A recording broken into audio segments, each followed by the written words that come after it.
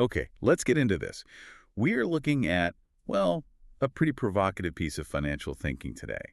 It's definitely designed to make anyone who's, carefully tracked their savings feel a bit uncomfortable. Mm-hmm.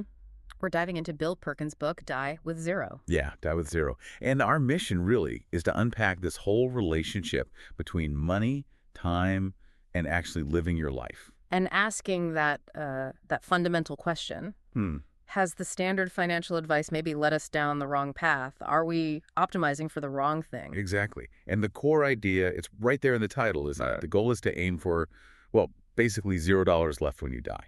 Which sounds wild at first, but the argument is if you die with a big nest egg, you didn't win. You actually kind of fail. Failed because you saved too much. Missed the chance to use that money for life experiences. Precisely. And what's really interesting is how Perkins talks about money. It's not just cash, it's a tool, a resource to, live your best life. It's not the end goal itself. He calls it life energy, right?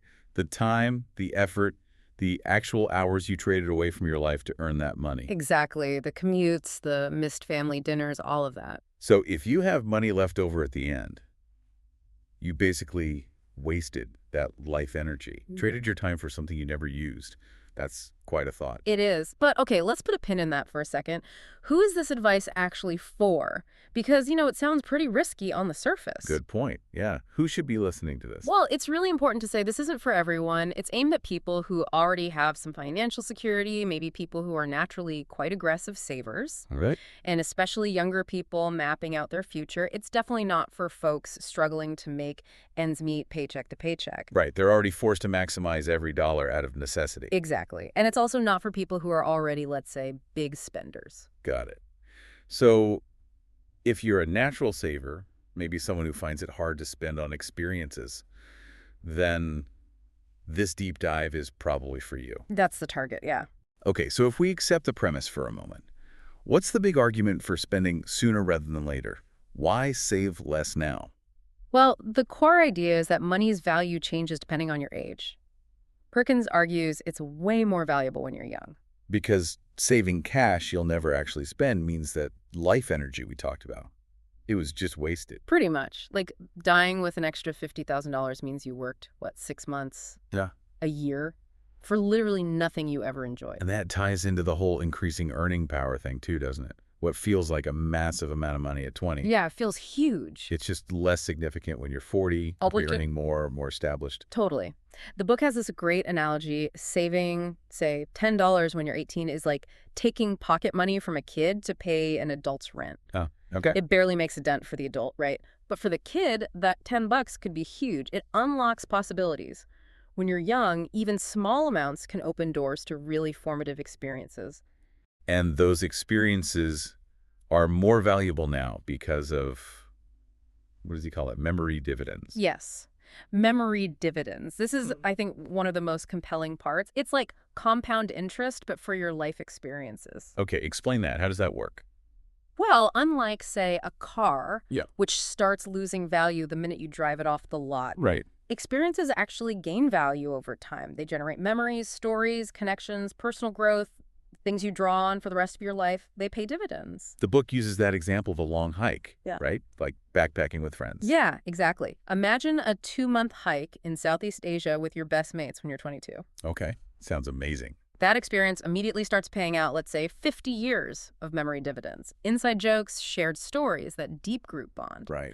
Now, if you put that trip off until you're 45 because you were busy saving... You've missed out on like 25 years of those dividends, those shared memories. Precisely. You can't get that time back. And that loss is compounded by the third point.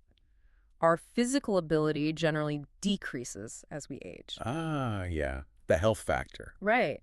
While your wealth might go up, your ability to do really demanding, maybe expensive things, climbing a mountain, that long cycling trip, hauling a backpack around, That tends to go down. it does. Yeah.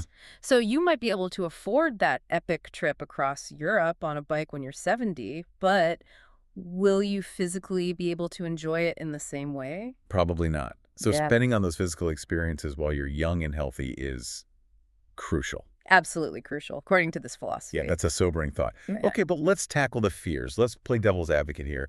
The biggest one has to be running out of money, right? Sure. Longevity risk. Mm-hmm. The what if I live to 105? fear. Exactly. I save because I'm terrified of being old and broke. Mm. How does the book address that very real anxiety? Well, the counter-argument is based on data. It suggests that most people who are diligent savers actually save way too much. Really? Yeah. Too much. Yeah. They end up spending far less in retirement than they or their financial planners expected.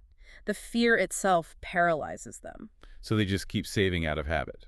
Kind of. Perkins puts it quite bluntly. The thrill of making money exceeds the thrill of actually living. For some people, the habit of earning and saving becomes stronger than the plan to spend and enjoy. Wow. So it's psychological inertia almost. Yeah. Okay, but what about kids? Inheritance. Isn't aiming for zero kind of selfish if you want to leave something for your children? That's a really common objection, but the book argues for giving while living. Living while living, meaning? Meaning, don't wait until you die to give your kids their inheritance. If you wait, they're likely to be 50 or 60, probably already financially stable themselves. Right, the money might be nice then, but maybe not life-changing. Exactly. But imagine giving them a significant sum when they're, say, 25 or 30. Ah, okay, that could be huge. Totally. It could be a down payment on a house, seed money for a business, help with childcare costs when they're starting their own families. It makes the money much more impactful, hitting them when they arguably need it the most. That's the argument. Maximum effectiveness. And does the same logic apply to charity? It does. The sooner is better idea. Charities need funds now to tackle problems that exist now. Waiting decades means missing the chance to solve immediate issues. Right. The book mentions GiveWell, organizations focused on immediate impact. Yeah, making sure those dollars do the most good right away. Okay, this is shifting us towards the practical side. Yeah. It's not just philosophy. There are tools suggested. The first one is time buckets. Yeah, time buckets. It's a framework, really. A way to think about your life in phases based on the resources you tend to have. What resources? 3 key ones for having great experiences: free time, money, and health. Okay, and how do they shift? Well, generally when you're young, you're often time rich, but money poor, right? Yeah. And hopefully health rich. Yeah, sounds familiar. Middle age, you might have more money, better balance maybe, but less free time, and health is still hopefully good. In old age. You might have plenty of money and time, but your health could be the limiting factor. So the bucketing is about planning experiences for the right window. Exactly. You look at an experience, say that demanding backpacking trip, and you think, okay, which bucket does this realistically fit in? You probably need to put that in the before 50 bucket health-wise. Or having kids. Maybe that's a before 35 bucket for energy and fertility reasons, if that's a goal. Right. You're actively assigning experiences to time periods, not just vaguely hoping you'll get around to them when you have enough money. Okay, that makes sense. And the second tool, being bold. Be bold, not foolish. It's about strategic risk-taking, especially when you're young. Because you have more time to recover if things go wrong. Precisely. It's what finance people call asymmetric risk-reward. Okay, break that down. Asymmetric risk. It just means the potential upside is way bigger than the potential downside, especially early on. Give me an example. Okay, say you're 20. You put $5,000 into trying a business idea. It totally fails. Okay, that stings, but... But you can probably earn that back over the next few years, right? The downside is limited, recoverable. Right. And the upside. The upside is, if it works, maybe you're financially set by 30. The potential reward is massive compared to the risk. Whereas trying that same $5,000 risk or maybe a $50,000 risk when you're 50 with a mortgage and kids. It feels different, doesn't it? There's less time to recover, more responsibilities. The risk feels bigger. And the book says the real downside of not taking those risks when young isn't just financial. No, it's emotional. It's potentially spending your life wondering what if. Oof. Yeah. Okay, that's a powerful case. But we need balance. Let's talk caveats, the counter-arguments. This can't be a perfect system for everyone. Definitely not. And the first big challenge is to that core idea. Money equals wasted life energy. Right. What's the problem with that equation? Well, it kind of assumes all money is earned by trading your time directly, often in a job you dislike. Okay. But what about passive income? What if you write a bestseller or build up rental properties or create software that sells itself? Ah, right. If you put in the work once to create something that generates income without continuous effort. Exactly. Then that money isn't directly tied to wasted life energy in the same ongoing way. It complicates the mandate to spend it all because acquiring it didn't involve the same sacrifice. That's a really good point. What's the second major objection? It's about optionality or, liquidity, having cash on hand. The idea that saving isn't just hoarding, it's keeping your options open. Yes. Having accessible cash is an asset in itself. It gives you flexibility. Flexibility for what? For opportunities you can't predict, maybe a chance to invest in a friend's startup or finding your absolute dream house that needs a quick offer. Or emergencies, right? Medical bills, job loss. Absolutely. Critical emergencies. Having that liquid cash means you can handle those things without maybe selling other assets at a bad time.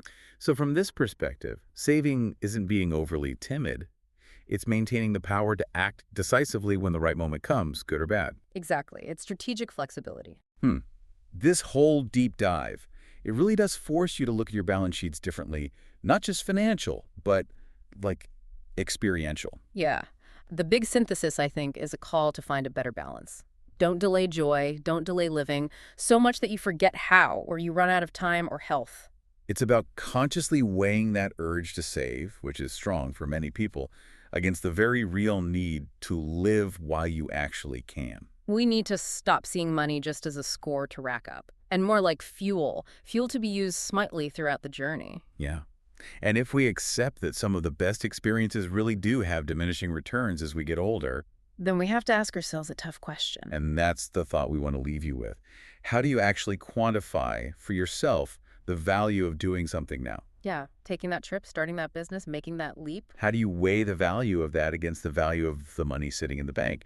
How do you make sure you're not sacrificing real, necessary life experiences today? For a sense of financial security that might honestly be a bit of a phantom, something you might not even live long enough to need or enjoy in the way you imagine.